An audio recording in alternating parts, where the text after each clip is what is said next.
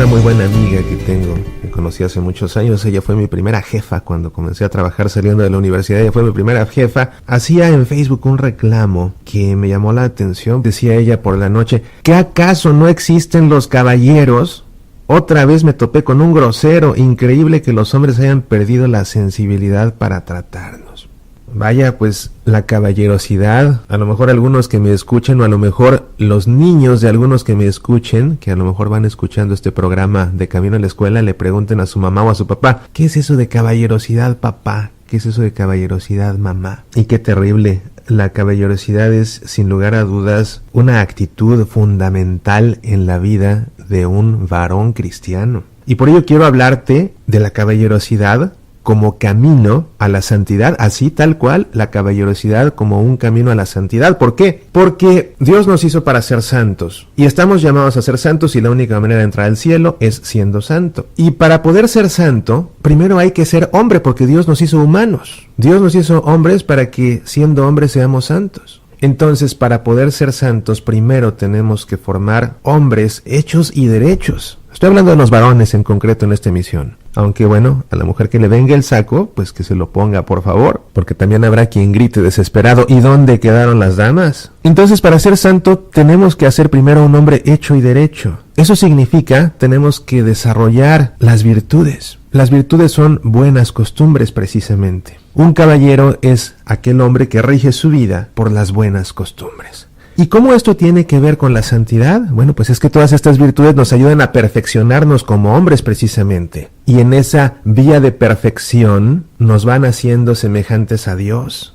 Es la cuestión tan importante de la caballerosidad. Por ejemplo, pensemos en la pulcritud del caballero. Es que no se puede comprender lo que es la pureza del alma si no se comprende lo que es la ropa limpia y bien planchada. Tal vez alguien diga: bueno, pero eso es lo exterior, lo que importa es lo que se lleva adentro. Cuidado con esa afirmación, porque es un hecho que, porque somos humanos, expresamos por fuera lo que llevamos dentro, lo que somos dentro. La facha, el desaliño, reflejan por supuesto el desaliño interior de las personas, en tanto que la pulcritud refleja una rectitud interior. Y por pulcritud no me refiero a ropa cara, me refiero a ropa limpia, en buen estado, bien vestir.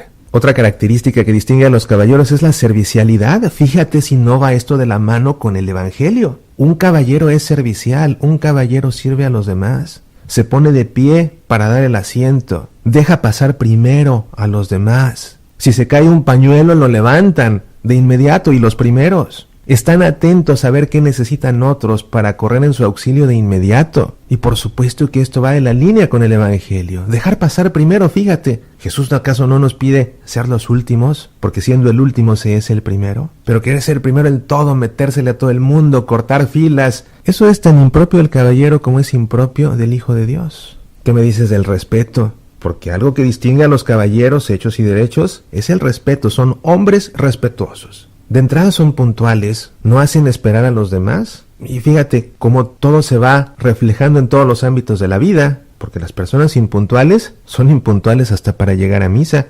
El que no es puntual con otras personas tampoco será puntual con Dios. Algo que distingue a los caballeros siempre es que se saben quitar el sombrero, porque cuando pensamos en un caballero nos lo imaginamos de capa y sombrero, ¿verdad? Pues a la fecha se usa el sombrero, se usa la gorra, los sombreros se están poniendo de moda nuevamente. Y el caballero que se quite el sombrero para sentarse a la mesa, para saludar a una mujer, para saludar a un mayor, para saludar a un sacerdote, para pasar enfrente de una iglesia. Me acuerdo cuando hice la primera comunión que en el catecismo nos proyectaban unas filminas en la pared y había una imagen en la que pasaba un caballero enfrente de una iglesia quitándose el sombrero, y en sentido contrario pasaba un niño con las manos en los bolsillos y una cachucha bien puesta y silbando, precisamente para ilustrar el punto de cuál es la actitud cuando se pasa enfrente de una iglesia. Y hoy cómo sorprende ver dentro de las iglesias mismas, no solo a jóvenes, sino a adultos, incluso a catequistas, que están dentro de la iglesia y si no hay misa no les importa, no se quitan la gorra. Y nadie hace que se las quiten además. Y es lógico cuando vemos hoy a tantos hombres que se sientan a la mesa y no se quitan la gorra, que saludan a una mujer y no se quitan la gorra, pues se va perdiendo el respeto, se va haciendo una mala costumbre, la costumbre arraigada, y después dentro de la iglesia sucede lo mismo. Pero sobre todo, lo que importa no es dónde va el sombrero puesto o quitado, lo que importa es la actitud de respeto, ¿te das cuenta? Es lo que importa, la actitud de respeto a los demás. que en este caso se comunica con el lenguaje corporal de quitarse el sombrero. Y es una regla de oro del Evangelio. Jesús mismo lo dijo, trata a los demás como quieres ser tratado. Hay que tratar a todos con respeto. Y todos esos gestos de buena educación denotan cuánto realmente respetamos a una persona. ¿Qué tal con el lenguaje, por ejemplo? Porque el caballero es respetuoso siempre en todo lo que dice y en la manera como lo dice. Cuando escuchamos a personas que van a misa todos los días, pero que, qué boquita tienen. Qué boquita. Y con esa boquita comulgan. Y con esa boquita evangelizan. Pero van y predican el Evangelio y con la misma boca con la que hablan de Dios y con la misma boca que comulgan, ¿qué clase de palabras se emplean? Groseras, majaderas, léperas, enfrente de su esposa, enfrente de sus hermanas, enfrente de sus hijos, enfrente de sus padres. O para hablar de sus hijos, ¿verdad? Su hijo tiene un éxito escolar y vienen a presumírselo a sus amigos. No, es que este hijo de tantas, si vieras qué buen estudiante es. ¿Qué es eso? El primero que tiene que respetar a tu hijo eres tú. Eso no es propio de un caballero, eso no es propio de un hombre, correcto, eso no es propio de un hijo de Dios, mucho menos es propio de un santo.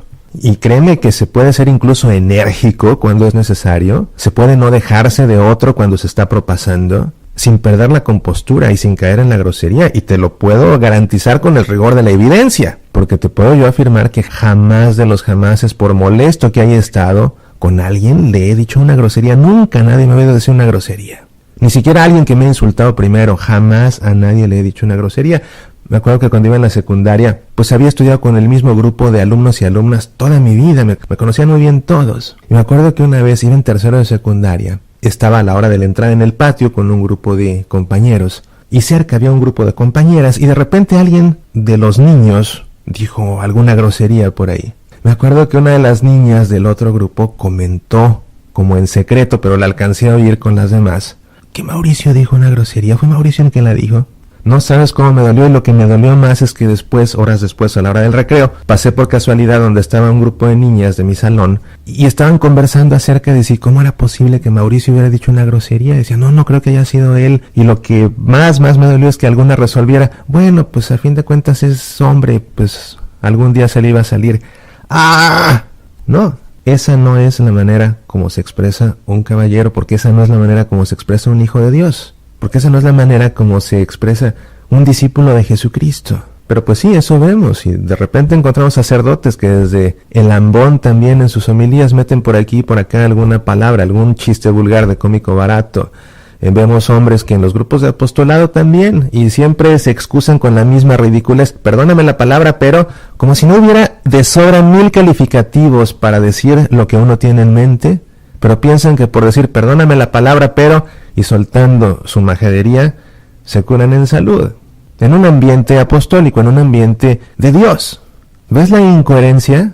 Entonces, para poder llegar a ser santos hay que ser hombres hechos y derechos, hay que ser caballeros. Y sin lugar a dudas que una de las cosas que más distinguen a un caballero es la palabra de honor. Un verdadero caballero basta con que diga algo para cumplirlo, sin tener que firmarlo, sin tener que poner una fianza de por medio. Basta su palabra de hombre, su palabra de honor, su palabra de caballero. Y qué importante es esto, que precisamente la vida del cristiano, que es una vida de conversión precisamente para irse perfeccionando, para ir acercándose a la santidad, es una vida cuya conversión va sostenida del propósito de enmienda que hace uno cada vez que comete un pecado y lo va a confesar. Y ese propósito de enmienda, que es sino la promesa personal garantizada únicamente por la palabra de no volver a pecar. Y un verdadero caballero que tiene palabra de honor, que cumple por el hecho de haberlo dicho, por supuesto que le resulta más fácil no volver a caer en las fallas por el hecho de que puso su palabra de por medio al hacer este propósito de enmienda. ¿Te das cuenta de la importancia tan trascendental en la existencia del hombre, me refiero del varón, cuando éste sabe cultivar la caballerosidad, buenas maneras, servicialidad, respeto a los demás y respeto a Dios, pulcritud, orden en la vida? Que nadie se incomoda por estar con él por la forma que habla, que nadie se incomoda con él por la forma como viste, que nadie se incomoda con él por la forma como se conduce, sino que por el contrario es un gozo estar con él en todo momento, tanto para mujeres como para hombres. No se diga además del buen ejemplo que se le da a los hijos, que todo lo copian de los papás.